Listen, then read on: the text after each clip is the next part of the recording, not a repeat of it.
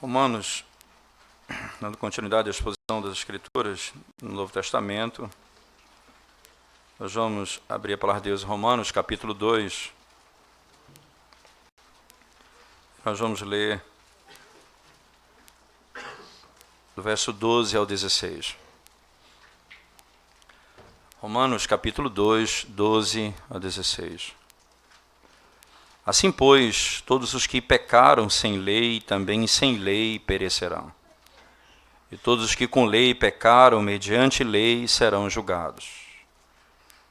Porque os simples ouvidores da lei não são justos diante de Deus, mas os que praticam a lei hão de ser justificados.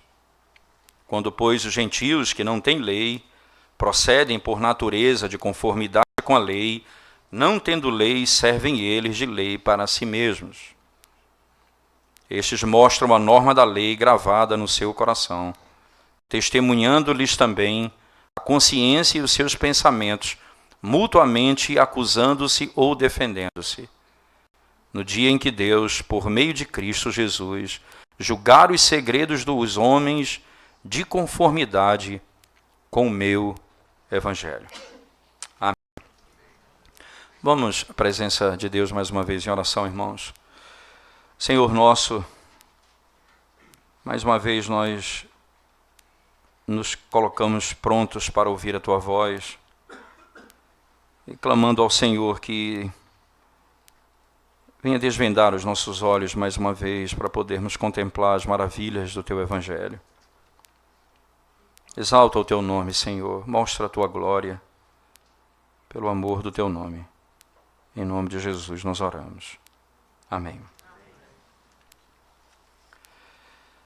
Certamente quando nós lidamos com a construção, não é? E aqui você tem algumas pessoas que trabalham na engenharia, conhecem muito bem, e eu não vou me atrever a entrar em detalhes, mas quando você tem um prédio que foi construído e o fundamento desse prédio, ele passa a ser, ele é condenado porque ele começa a rachar, começa a mostrar suas fraquezas, e independentemente de toda a beleza que tem no prédio, na parte que está à vista, o que todo mundo consegue ver, independente disso, o prédio precisa ser derrubado e ser reconstruído, porque o fundamento que foi utilizado não foi o melhor fundamento e precisa ser de fato refeito.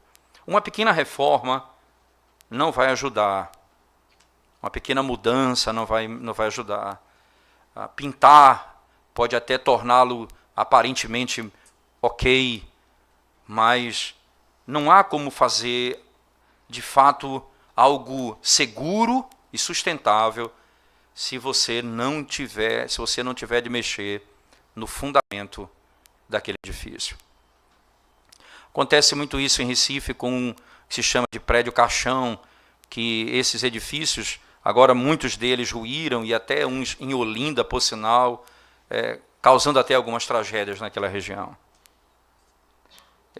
Por sinal, hoje, não sei se mudou a regra, mas a própria Caixa Econômica Federal, que financia a maioria das obras e da compra e financiamento da casa própria, elas não financiam mais apartamentos caixão, exatamente pela dificuldade e pela probabilidade de se ter problema com a estrutura desses edifícios.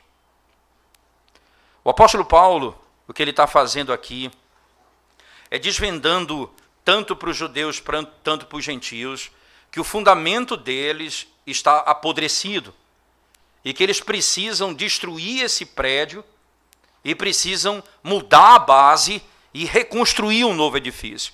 Porque tudo que eles têm feito até aqui, com base na sua própria justiça, vai condená-los. Tudo vai condená-los. E na realidade, tudo já está condenado. É o que está posto no texto sagrado. A Escritura vai nos ensinar, e é isso que Paulo está jogando. E veja, quando eu digo o termo jogando, Paulo ele passa de um lado para o outro. Ele começa falando dos judeus, depois passa para os gentios, depois passa para os judeus. E tudo isso nesse jogo de palavras para mostrar que tanto o judeu quanto os gentios estão com o mesmo fundamento ruídos. Eles precisam mudar a sua base. Então você imagina, Paulo no capítulo 1 passa a dizer o seguinte: os gentios, os pagãos, que podem conhecer a Deus por meio da criação, adoraram a criatura no lugar do Criador, então Deus os entregou às suas próprias paixões, e eles passam a praticar toda sorte de pecado.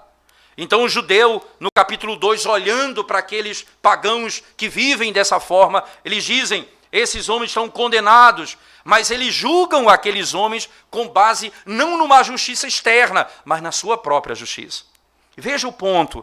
Ele olha para aqueles homens que praticam mal e dizem: nós não praticamos tais coisas. Lembre-se então que nós já tratamos disso outra vez, mas a repetição disso é importante. Lá no Evangelho de Mateus, Jesus Cristo vai ensinar. Veja o que eles dizem: não adulterarás. Ora, isso está na lei. Mas o que eles entendem de não adulterar é simplesmente o ato sexual ilícito, externo. Jesus diz: se você olhar com um olhar impuro. Eles dizem: veja o que a lei diz, não matarás. E eles apenas pensam que é tirar a vida de alguém externamente. Mas não é apenas isso. Jesus diz: se você odiar alguém sem motivo, você é digno de julgamento. Ora, o Senhor então passa a mostrar que aquilo que eles praticam externamente, eles praticam internamente. Aquilo que eles praticam lá fora, eles no coração praticam dentro. O que está posto é: eles não podem se sustentar na justiça própria. Então, no capítulo 2, Paulo passa a discutir e trazer à tona essa realidade. Ele vai condenar os judeus, dizendo: ora, vocês têm a lei, mas a lei que Deus deu a vocês mostra que vocês são transgressores da lei. E se são transgressores da lei, não há esperança para vocês na justiça pessoal. Aí vem a questão que Paulo nos mostrou na aula no domingo passado, na exposição passada, que Paulo passou a nos ensinar foi: por outro lado, aquilo que nós fazemos revela o que nós cremos. E aí Paulo vai mostrar isso usando uma figura bem interessante num texto que se seguiu, citando o Salmo 62. Só para você voltar comigo lá no Salmo 62, eu queria que você voltasse nesse texto comigo, por favor. O Salmo de número 62, especificamente o último verso. Salmo 62, veja, o primeiro verso começa dizendo assim, o primeiro verso e o último: somente em Deus, ó minha alma, espera silenciosa, dele vem a minha salvação. Então, de onde vem minha salvação? Vem somente de Deus. Agora veja o último verso do Salmo 62. E a ti, Senhor, pertence a graça, pois a cada um retribui segundo as suas obras. Veja que paradoxo. A ti, Senhor, pertence a graça, pois cada um retribui segundo as suas obras. Como é que a graça é o que nós recebemos dele e como é que nós seremos julgados segundo as nossas próprias obras? É porque as nossas obras, elas são como um fruto de uma árvore que diz: essa árvore está viva, essa árvore está viva. O que nós fazemos revela o que nós cremos. Paulo entra nesse argumento e imediatamente ele entra agora num outro aspecto, que é o texto que nós passamos a trabalhar a partir daqui. Ora, nós temos aqui alguns sermões, eu acredito que ainda tenho umas 3 sermões, pelo menos, até terminar o capítulo 2 do livro de Romanos. E é importante esses detalhes que nós vamos ter que discutir por uma razão simples. O que Paulo está fazendo é destruir a esperança que tanto os gentios quanto os judeus têm em si mesmo.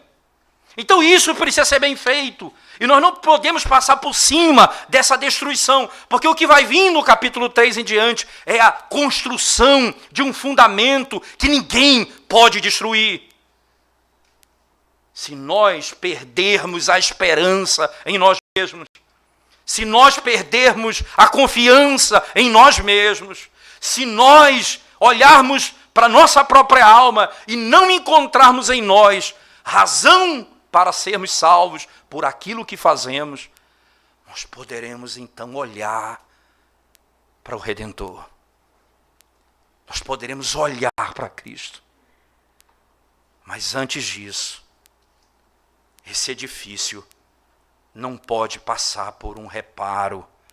Ele tem de ruir. Esse prédio não pode passar por um ajuste. Ele tem de cair. Ele precisa cair. E o que Paulo vai fazer aqui, martelada após martelada,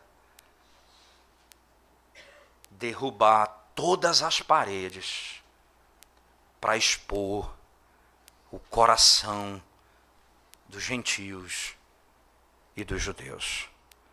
O meu coração e o seu coração. O que Paulo passa a fazer a partir desse verso.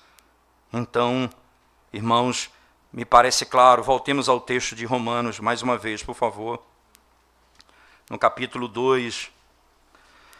Você então imagina o seguinte, que Paulo vem dizendo: veja, os judeus olharam para os gentios e viram a iniquidade deles e se justificavam dizendo, nós não praticamos essas coisas. Paulo disse externamente, mas o seu coração é tão ímpio quanto deles.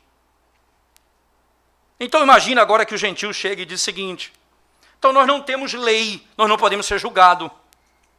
É só os judeus que vão ser julgados, porque eles têm lei. Logo, todo gentio está livre de julgamento.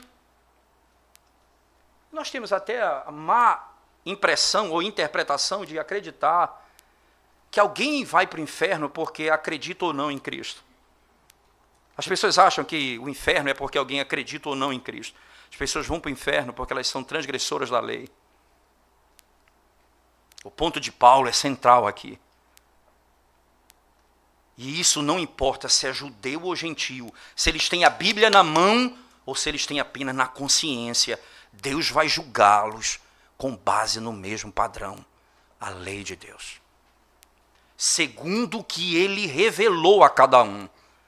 Os gentios e os judeus serão julgados exatamente da mesma forma. Então você imagina os gentios olhando, o capítulo 2 começa os judeus olhando para os gentios dizendo, nós não fazemos o que eles fazem.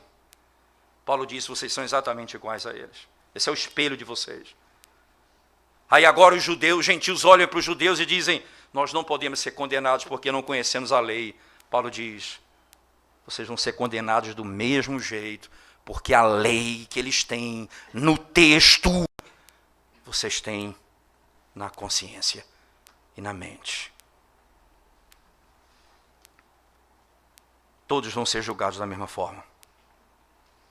O texto então continua, por favor, verso 12. Assim, pois, todos os que pecaram sem lei, também sem lei perecerão. E todos os que com lei pecaram, mediante a lei serão julgados. É interessante que Paulo ele joga aqui os termos, né? Os que pecaram sem lei. Veja, o que Paulo está dizendo, e aqui é impossível você imaginar que Paulo está cometendo um erro desse. Que ele está dizendo o seguinte, ora, como é que alguém peca sem lei? O que é o pecado? É a transgressão da lei? Como é que alguém peca sem lei? Então o que ele está dizendo é, sem lei escrita, eles não têm a lei, como os judeus têm. E daí ele faz uma distinção clara. Veja no verso 12. Assim, pois, todos os que pecaram sem lei, também sem lei perecerão. Aí veja agora, e todos os que pecaram com lei, mediante a lei serão julgados. Uns vão perecer sem lei, outros vão perecer com a lei. Qual o fim deles? Todos vão perecer. Mas como é que vão perecer? Como é que todos vão ser julgados e condenados? Porque não é sem lei no sentido de dizer de que os gentios que não têm a palavra não poderão ser julgados porque não têm a palavra. Eles vão ser julgados porque eles têm a lei. Essa lógica parece clara porque o apóstolo Paulo, a partir daqui, não é? Você vai perceber exatamente o que ele passa a dizer no verso seguinte, no verso 13.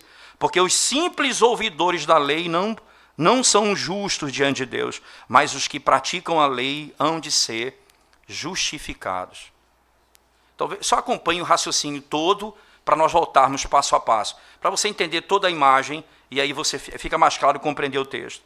Perceba, sem lei e com lei, sem lei gentios, com lei judeus. Perecerão, serão condenados. Todos irão para o mesmo, receberão a mesma pena, a mesma realidade, sendo de uma forma ou de outra. Aí Paulo vai e diz, ora, porque apenas ouvir a lei não diz que não vai tornar você justo. O que torna você justo é você praticar a lei. Você é justo se você praticar a lei. Mas se você apenas ouve a lei, você não é justo. E aí então vem, ora, então os judeus estão perdidos aqui. Os gentios que ainda imaginam que estão livres, os gentios que acham que estão livres, ouvem de Paulo a seguinte expressão no verso 14. Quando, pois, os gentios que não têm lei, entenda isso, não tem lei escrita, veja como é claro, procedem por natureza de conformidade com a lei, não tendo lei, servem eles de lei para si mesmo. Estes mostram a norma da lei gravada no seu coração, testemunhando-lhes também a consciência e os seus pensamentos, mutuamente acusando-se ou defendendo-se. Eles têm a lei escrita na consciência. E eles serão julgados por base nessa lei. Imagina o seguinte diálogo. Dois homens que não conhecem a Deus como Salvador e Redentor da vida deles. E aí, numa conversa, ele diz assim, eu esperava de você um pouco mais. Um amigo falando para o outro.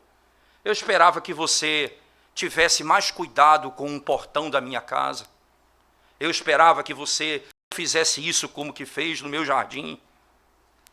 Aí o indivíduo está condenando o outro com base na... Ele presume que o outro sabe o que deve fazer. Quando eu digo isso para alguém, eu tenho a plena certeza que o outro tem uma lei na mente dele e que ele sabe o que deveria fazer e não fez. Só o fato de eu dizer a ele, você não fez o que era para ser feito aqui. Eu não esperava que você fizesse isso. É lógico que na mente da pessoa, ele tem a plena convicção, porque senão ele não falaria assim. Se ele não tem lei, veja, você não sabe da lei, mas eu vou informar a lei. Ele tem a lei, ele sabe que não podia fazer.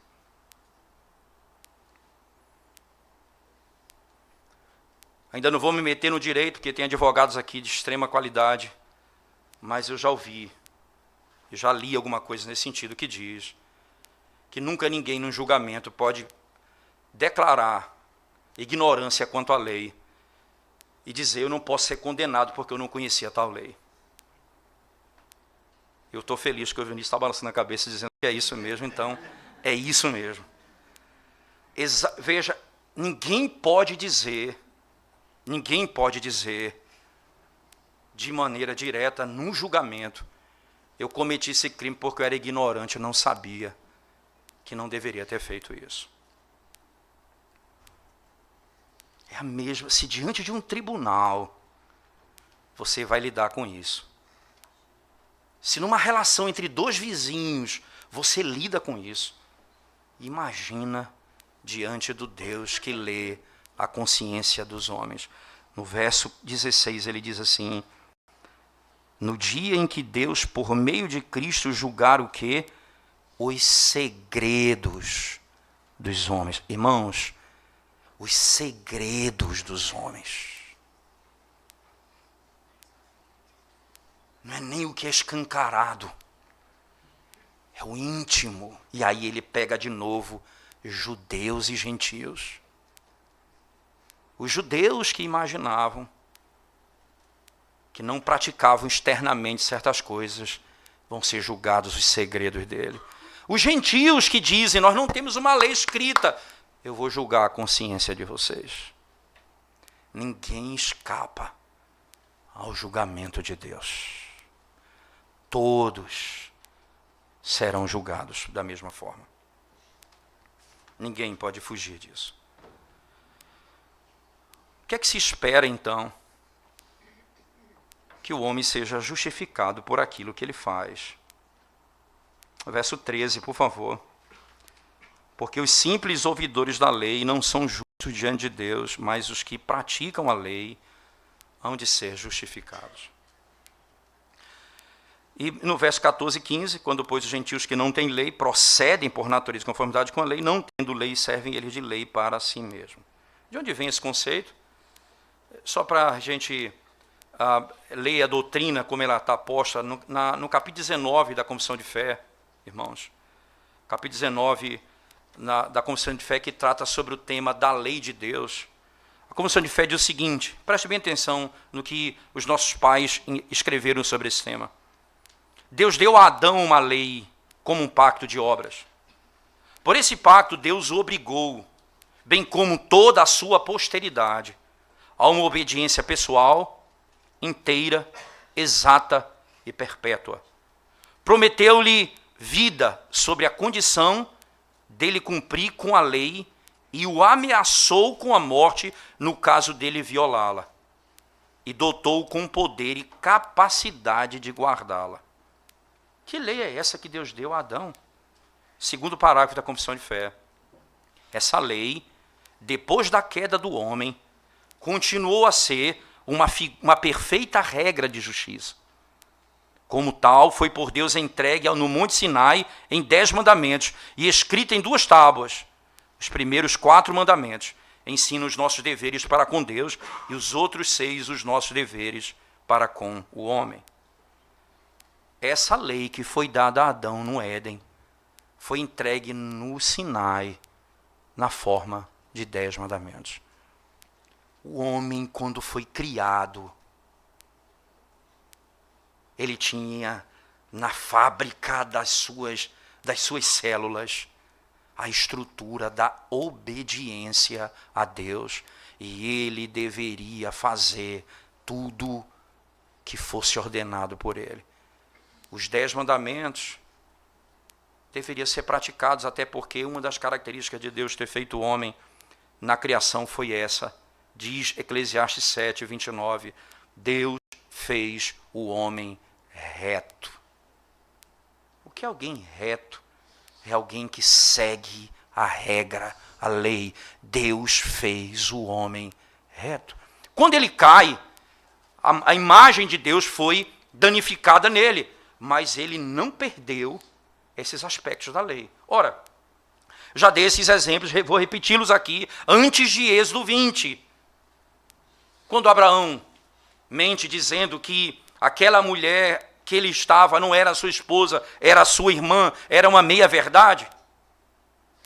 Então, Faraó vai trazê-la para casa e antes de se deitar com ela, Deus vai falar com ele em sonho e vai dizer, ora, a mulher que você tem, ela pertence a Abraão.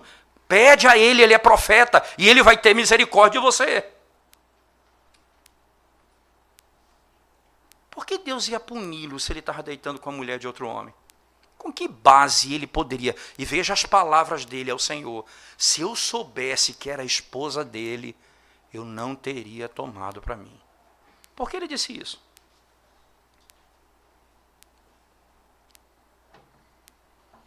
Abraão não tinha medo simplesmente dele tomar a esposa, mas do que ele faria para tomar a esposa, ele teria que matá-lo. Ele disse, eles vão me matar para casar com você. Porque, obviamente, se ele estivesse vivo, eles não poderiam tomá-lo por esposa. Eles tinham a lei e o princípio estabelecido ali. Ora, José, ali, quando é tentado pela mulher de Potifar, ele disse, eu não posso pecar contra Deus. De onde José tirou da cabeça que se deitar com a mulher de Potifar seria pecar contra Deus? Que lei está escrito ali? Sinclair Ferguson disse, é porque eles conheciam todas as leis que foram entregues nos 10 mandamentos. Apenas nos 10 mandamentos. Eles ouviram na forma negativa, porque eles precisavam, e tendo em vista a dureza do coração deles, eles precisavam saber o que eles não podiam fazer. Mas eles já conheciam toda a lei. Ora, e me parece claro que o 4º mandamento diz, lembra-te do dia de sábado para o santificar. Êxodo 16 4 capítulos antes da entrega da lei, o maná cai sobre eles e Deus ordena que se colha o maná diariamente e não se pegue mais do que o necessário, exceto da sexta para o sábado, por causa de sábado não era dia de trabalho. A lei que antecede a lei. Se isso é claro aqui, é claro que Paulo está argumentando com os gentios, essa lei está na mente de vocês. E não há como fugir, exatamente a razão pela qual vocês são julgados também. Como alguém pode ser julgado, irmãos, por um padrão que ele não conhece? Como Deus pode julgar alguém por um padrão que as pessoas que vão ser julgadas não conhecem? É claro que eles conhecem. E Paulo mostra que isso está na mente deles. E em todo homem nessa terra, eles têm exatamente o mesmo princípio. Você pode ter certeza que quando alguém que não conhece nada de Deus faz o que Deus requer,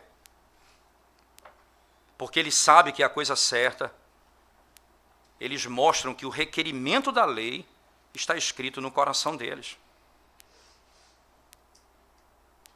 O que eles sabem que o requerimento da lei está no coração deles. E a consciência traz testemunho disso. É claro que a nossa consciência não é como deveria ser.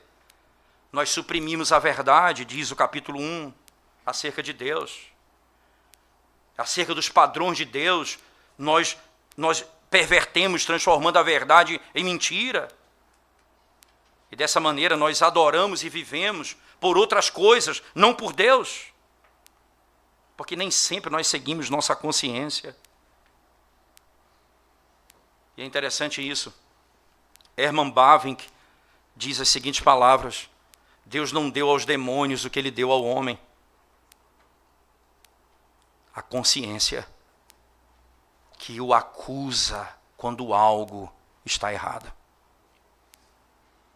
Deus não deu aos demônios o que deu ao homem. A primeira manifestação de pecado de Adão foi vergonha. Percebeu que estava nu. A sua consciência foi ferida.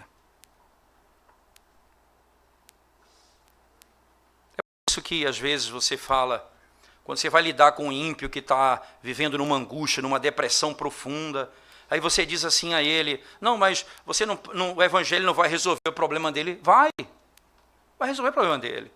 Não é com aconselhamento, é com evangelização. Você vai dizer a ele, diretamente a ele, ao ímpio, que ele não pode buscar conforto no Senhor, nem consolo na palavra, porque ele está fora do evangelho. Mas ele precisa ouvir que a esperança dele está no lugar errado e ele precisa correr para Cristo. E o seu papel ali não é tentar ajeitar a casa dele, maquiar. Porque quando você apenas arruma a casa, quando o fundamento está destruído, é como se você estivesse maquiando um defunto para ser sepultado. Ele está lindo, mas está morto. É necessário que você entenda que o homem, na sua natureza, ele lida com a consciência constantemente. O pecado o acusa. E ele vai encontrar conforto em alguma coisa. E o ímpio vai fazer isso. Ele vai para as drogas, ele vai para a pornografia, ele vai se entregar aos prazeres. De alguma maneira ele vai ter alguns minutos de alívio. E às vezes, infelizmente, até mesmo crentes fazem isso. Alguns minutos de alívio. A consciência está martelando. Eu vou encontrar-me em meia hora para ter um alívio. Eu mereço isso. Eu sofro tanto. Por que eu não posso fazer isso? O problema é que a cura que você dá é só um arranjo E o prédio você começa a ouvir os barulhos das paredes rachando. Lembro de um prédio no Rio de Janeiro que caiu no centro do Rio. Uma das pessoas testemunhas disseram: nós ouvimos as paredes, os sons delas rachando.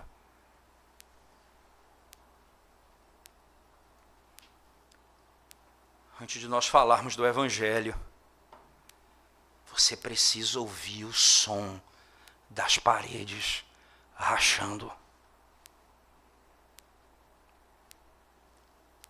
Antes de você correr para Cristo, você precisa ouvir que o teu prédio está ruindo. E é por isso que você não tem paz, esperança. A tua consciência te condena. E condena. Sabe por quê que o verso 13 diz? É interessante que Paulo vai dizer que nós seremos justificados por aquilo que fazemos, né? Não pelo que ouvimos, não é por ouvir a lei, mas por obedecer a lei. E Paulo está trazendo aqui o pacto das obras, irmãos. A doutrina do pacto das obras. O que é o pacto das obras? Paulo está dizendo, ora, essa é a forma do homem ser salvo. Ele precisa ser perfeitamente obediente. Como nós lemos na confissão de fé, perpétua, pessoal, permanente.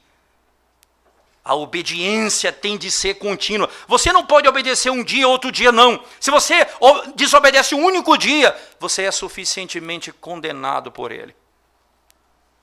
Você está pronto para ser condenado. Você pode ter certeza de uma coisa, o teu pecado, o menor que seja, sem Cristo, preste atenção nisso, ele é suficiente para que você seja digno de todas as mazelas nessa vida e na vida vindoura. Um único pecado. Quando Paulo diz, não é apenas os que escutam a lei, mas os que praticam a lei é que são justificados, ele está dizendo isso mesmo. É o que a lei diz, faça isso e viva. É o que Levítico vai dizer, pratique a lei e viva. O problema, Paulo está dizendo, se você é judeu, você corre para a externalidade da obediência. Se você é gentil, você corre para o vazio da tua existência. Então ele diz, aonde você vai se segurar? Para onde você vai correr? O teu coração é pecaminoso. Você precisa entender isso. E Paulo diz, o obediente vai ser justificado. Só teve um obediente. Perfeito obediente.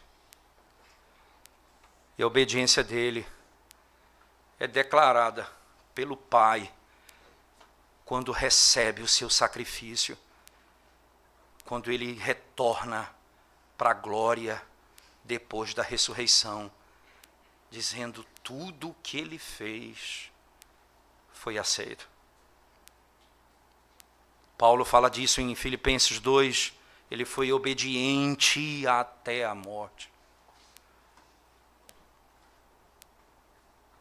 É por isso que é pela obediência que eu sou salvo. Mas vem a pergunta, eu posso obedecer como a lei requer? Não, porque eu estou morto nos meus pecados. Não tem esperança para mim. Consciência do apóstolo Paulo e a linguagem que ele revela a consciência acerca desse tema nos ajuda a entender. Eu queria que você voltasse comigo agora para o verso 16, por favor. Veja as palavras do apóstolo Paulo, quando ele fala acerca do evangelho e o contexto em que esse evangelho é anunciado. Preste atenção nisso, irmãos. Ele diz assim, no dia em que Deus, por meio de Cristo Jesus, julgar os segredos dos homens de conformidade com o meu evangelho. Há uma verdade que o mundo insiste em negar: haverá um dia de julgamento. Isso norteia até a pregação. Paulo orienta Timóteo dizendo: conjuro diante de Deus que há de julgar vivos e mortos. Ele diz para Timóteo: prega a palavra. E eu te conjuro diante de Deus. Que Deus é esse? Que há de julgar vivos e mortos. Prega a palavra, porque é só o evangelho que vai libertar os homens da condenação, porque Deus há de julgar vivos e mortos. Esse é o dia que Deus estabeleceu.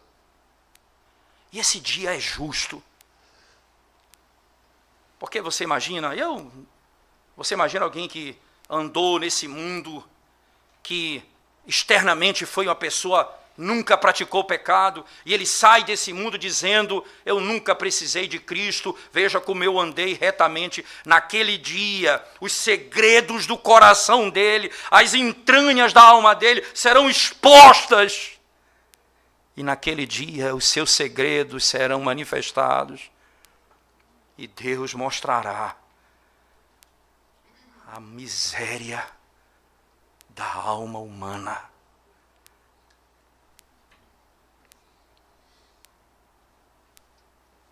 Que não rouba ninguém, mas que cobiça o que é do outro.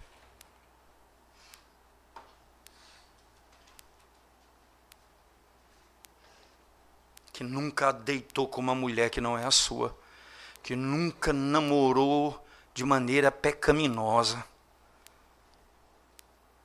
mas estará posto no coração: havia um prostíbulo dentro do meu pensamento.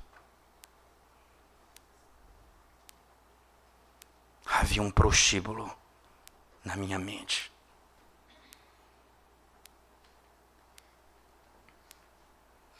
Os segredos do nosso coração serão revelados naquele dia. Você não poderá mais esconder os seus ídolos. Você não poderá mais esconder os seus ídolos. Se você não correr para Cristo. E o que é maravilhoso pensar, ele fala na ira, no juízo, e diz: no segundo o meu evangelho. Que maravilha, irmãos. Se não há ira, não há evangelho. Por que Paulo diz o meu evangelho? Porque o julgamento de Deus, justo julgamento, é fundamentado na declaração acerca do Filho de Deus. Sem julgamento, salvação não tem significado algum. Sem a realidade da ira presente e futura de Deus. Até porque Paulo está dizendo no capítulo 1, porque a ira de Deus se revela aos homens. Então ele fala, se manifesta hoje, presente no capítulo 1. Agora ele fala de um julgamento final. Há uma ira que se revelará nos dias que vivemos e no futuro. Se não há ira de Deus presente e futura, preste atenção, a cruz é esvaziada da sua glória. Sabe por quê? Porque a única esperança é que a ira que cairia sobre mim tenha caído sobre o Filho obediente do Deus eterno. Se não há ira no evangelho, a cruz perde o seu fulgor e a sua glória.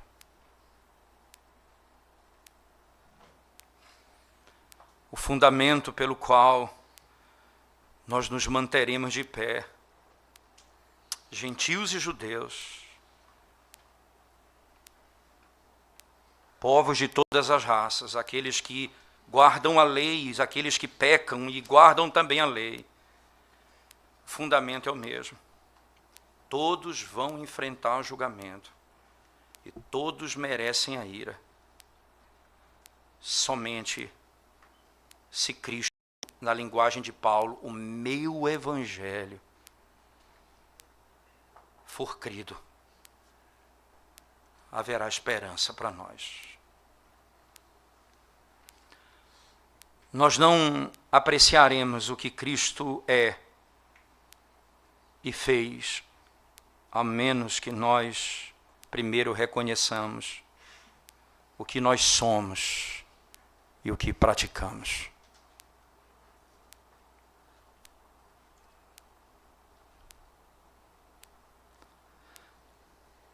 A minha oração foi essa. O desejo do meu coração é esse. Senhor, me permita, pela pregação da Tua palavra, quebrar os edifícios, para que seja revelado o falso fundamento que muitos se encontram, para que eles vejam, Senhor, a glória do Evangelho de Cristo, o meu Evangelho, o Evangelho de Paulo, o Evangelho de todo aquele que espera única e exclusivamente em Cristo.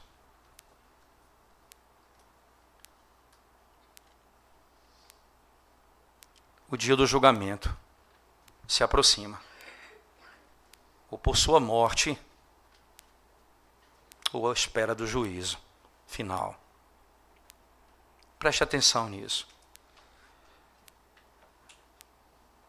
É importante pensar que na linguagem de Paulo, se haverá um julgamento, você só tem um tempo para poder resolver esse problema diante de Deus e dos homens.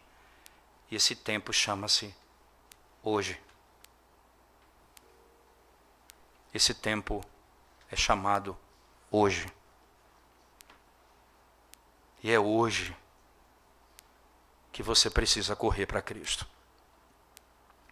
E é hoje que você precisa encontrar descanso nele. É hoje que a obediência dele precisa ser a tua esperança. É hoje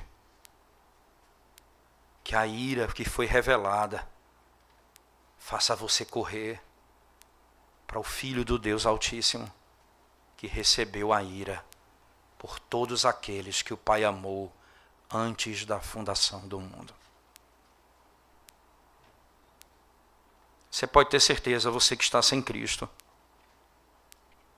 a falta de conforto e de fontes de socorro na tua caminhada é porque você sempre tem uma única fonte, você mesmo. E você mesmo é um edifício que está ruído e precisa cair.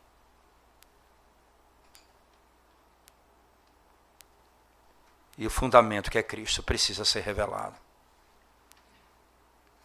Mas para você que já tem Cristo Jesus, irmão, que grande benefício e esperança nós temos. Nós não podemos confiar em nós mesmos. Lucas diz isso. Aquele homem que sobe no templo para orar e diz: Senhor, obrigado porque eu não adultero, porque eu não sou ladrão, porque eu oro, porque eu jejuo. Esse homem desceu do templo sem ser justificado, porque a obediência dele era o fundamento da sua justificação. E é por isso que há esperança para o pior pecador, aquele ladrão, a quem o justo, o aparentemente justo, orou olhando para ele dizendo, eu não sou como esse ladrão do meu lado, aquele ladrão disse, sem conseguir olhar para cima, batendo no peito, ser propício a mim, Senhor, porque eu sou um pecador. É essa a justiça que salva o homem. A esperança para o pior dos homens.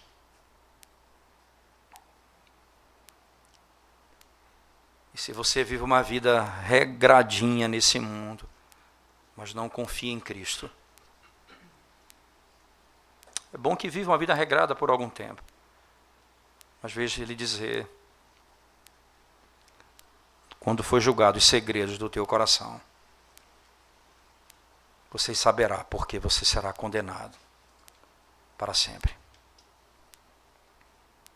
Hoje, se você ouviu a voz do Espírito de Deus, não endureça o seu coração, arrependa-se do seu pecado e seja salvo.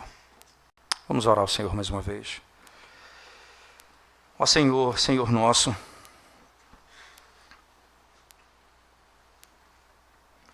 Tu és justo, Senhor, e a Tua justiça se revela de modo tão claro. Seja aqueles que têm a lei, ou aqueles que têm a lei na consciência, todos serão julgados. E os homens não vão para o inferno, porque eles não creram em Cristo, mas porque eles são transgressores da lei. E Deus os julgará justamente. Ó Deus, bendito seja o Teu nome por Cristo Jesus, o Filho obediente, a esperança nossa, a alegria nossa, quem amamos de todo o coração, e que em todo tempo servirá o nosso, como aquele que nos socorre. Quando até mesmo Paulo, lá no capítulo 7 da mesma carta, ao descrever a luta do homem contra o pecado, o homem redimido contra o pecado, o que ele quer fazer, ele não faz, Senhor. E ainda assim ele dirá, quem me livrará do corpo dessa morte? E ele diz, eu dou graças a Deus por Jesus Cristo. Ó Jesus Cristo, Tu és a nossa salvação. Tu és a nossa esperança, Senhor. E queremos confiar apenas em Ti, somente em Ti, somente em Ti, para a glória do Teu nome. Em nome de Jesus nós oramos. Amém, Senhor.